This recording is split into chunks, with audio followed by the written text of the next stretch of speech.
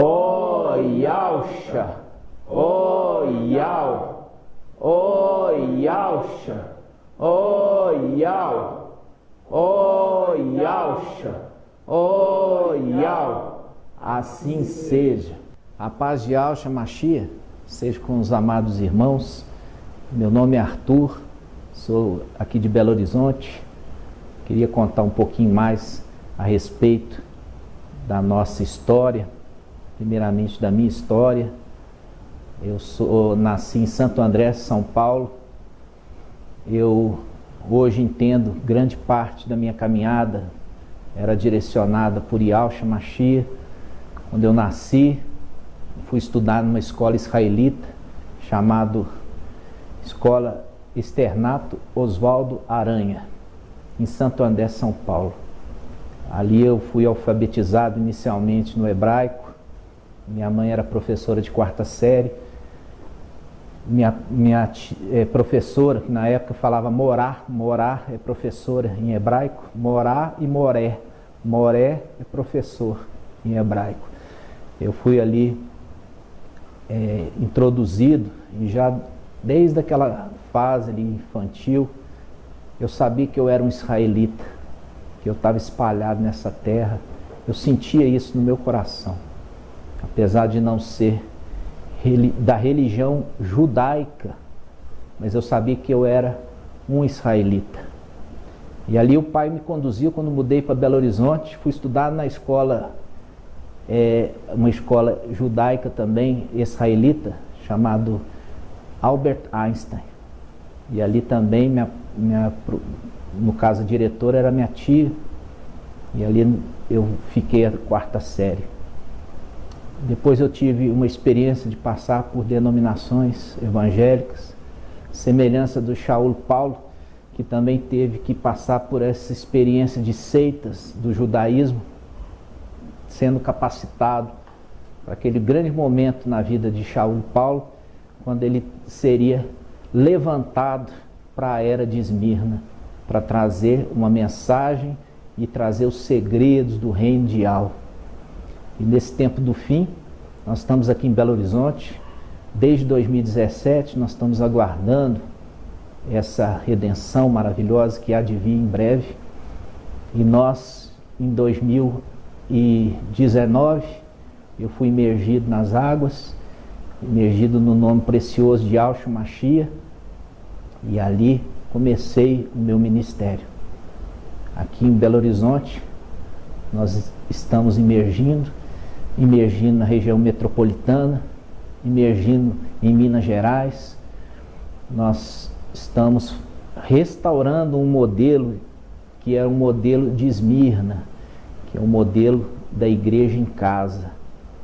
Nós não nos limitamos a fazer lives de partir do pão e cálice, nós queremos fazer presencialmente, porque é assim que os apóstolos eles introduziram na igreja, era esse sistema presencial.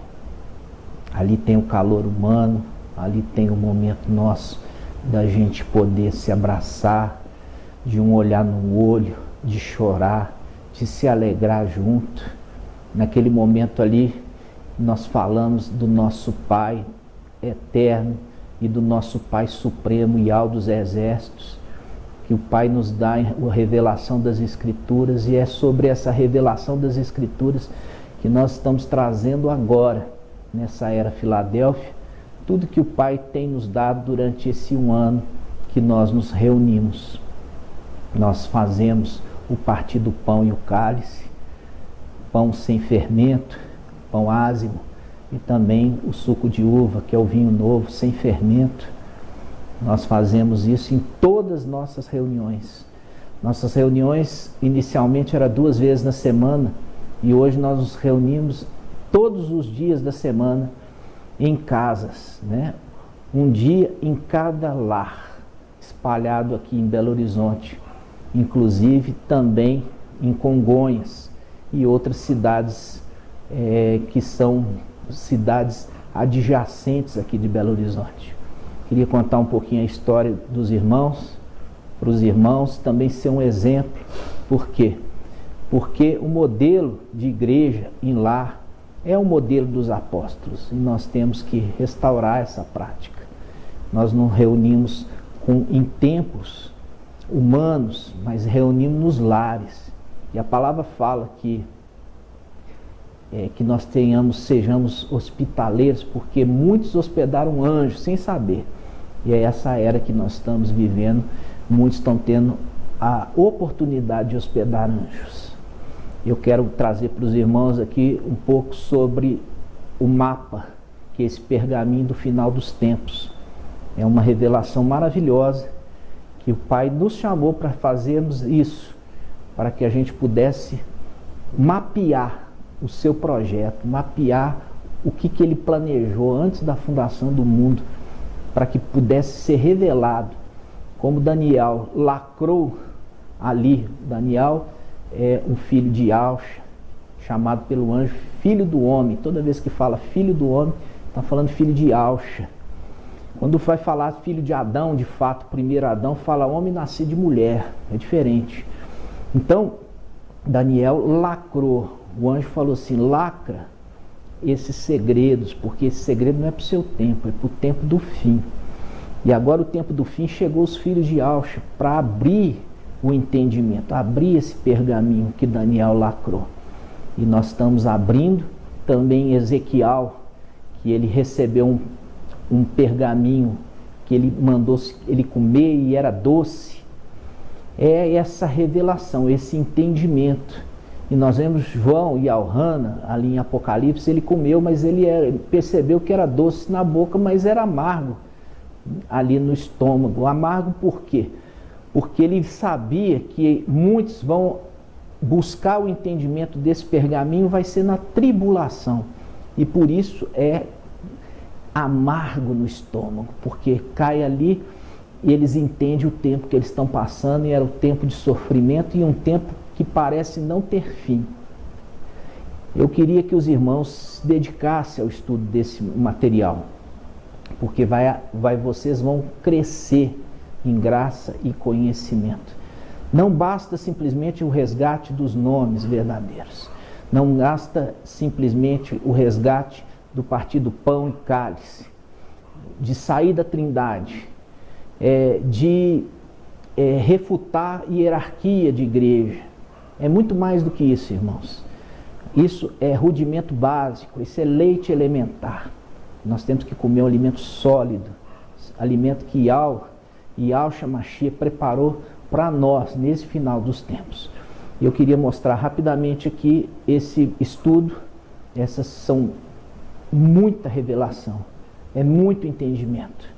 E eu peço aos irmãos, eu vou estar a partir de agora nesse canal no YouTube, trazendo para vocês estudos impactantes para a gente poder, para que todos possam chegar no pleno conhecimento da verdade. O pleno conhecimento da verdade com o maná que nós temos colhido em porção dobrada. Isso também está sendo compartilhado com os irmãos. Vamos lá. Aqui nós temos essa primeira coluna horizontal, as semanas, né? E as semanas correspondem aos dias da semana e o sábado, no qual a sexta-feira ela cai na era Filadélfia, e Filadélfia come uma porção dobrada, diferente de Sardes, que come uma porção unitária. Aqui nós temos Laodiceia, que não desce o maná, que é a representação de sábado.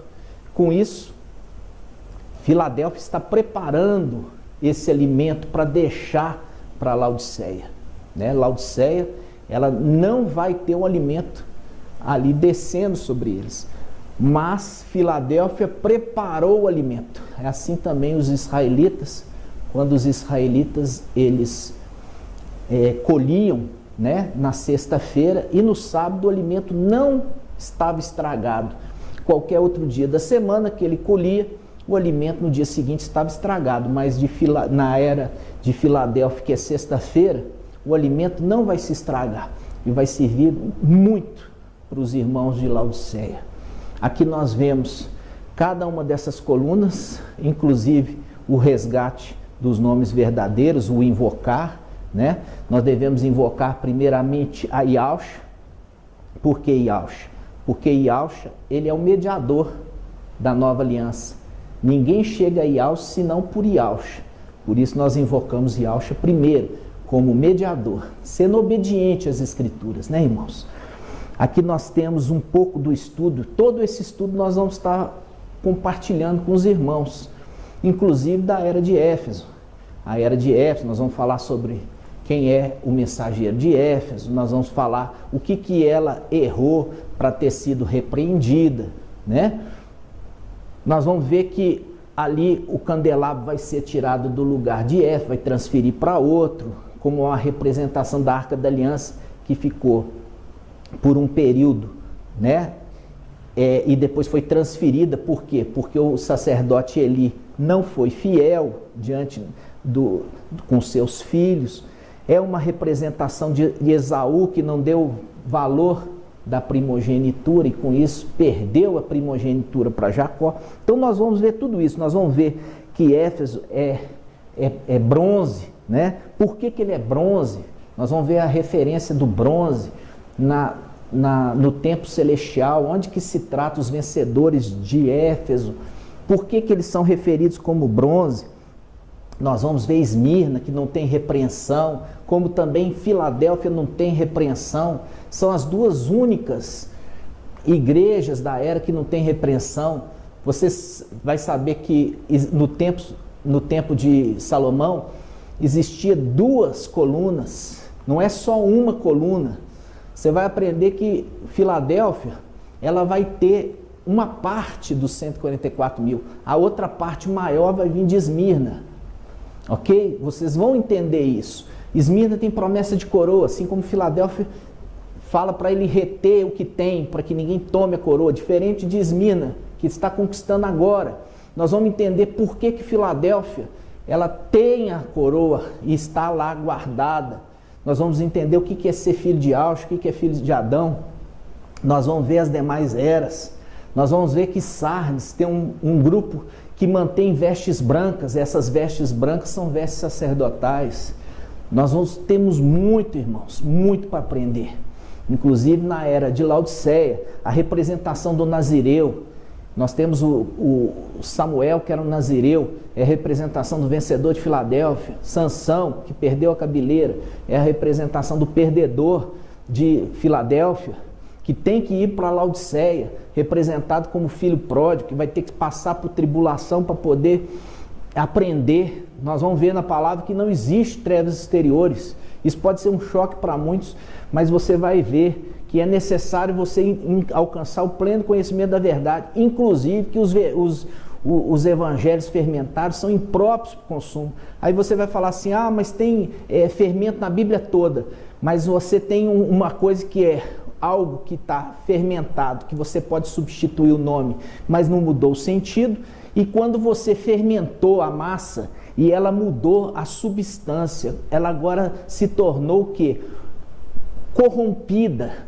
O entendimento é corrompido. Então nós vamos ver que os evangelhos, quais são os evangelhos que você não pode seguir e qual você tem que seguir, porque é a Escritura. Tudo isso para te conduzir de volta para o caminho. Tudo isso nós vamos estar fazendo aqui no canal. Assim seja, eu vou mostrar inclusive para os irmãos a representação dessas pedras, essas pedras que estão no peitoral do sumo sacerdote. Quem são essas pedras? O que eles representam, essas pedras? Entendeu? Tudo tem um simbolismo. No ombro existem as pedras ônix, são duas. Vocês vão entender o que é essa representação dessas duas pedras ônix. Você entender que Esmirna é uma representação de Lia, a esposa que era desprezada. Filadélfia é a representação de Raquel, que teve envolvimento com idolatria, mas foi liberta. Esse é uma representação de Filadélfia. Nós vamos ver que gerou poucos filhos. É uma esposa amada, que gerou também um filho predileto, José. Diferente de Esmirna. Nós vamos ver a diferença de Esmirna e de Filadélfia. Nós vamos ver muitas verdades, irmãos. Mas é muita coisa. Então eu peço aos irmãos, nós vamos devagar, Nós vamos estar lançando vídeos toda semana, pelo menos 2 ou 3 vezes na semana, e eu peço que os irmãos ouçam, porque o alimento sólido chegou. O alimento sólido de Filadélfia chegou, irmãos. Chega do leite, chega dos rudimentos básicos. Agora é o momento de você aprofundar no entendimento para você se tornar o quê? Perfeito varão, que cresceu em graça e em estatura. Ok? Assim seja. A paz de Yahshua Mashiach seja com todos os amados irmãos. Assim seja. Graças a Yahshua, graças a Yahweh, graças a Yahshua, graças a Yahweh, graças a Yahshua, graças a Yahweh. Assim seja.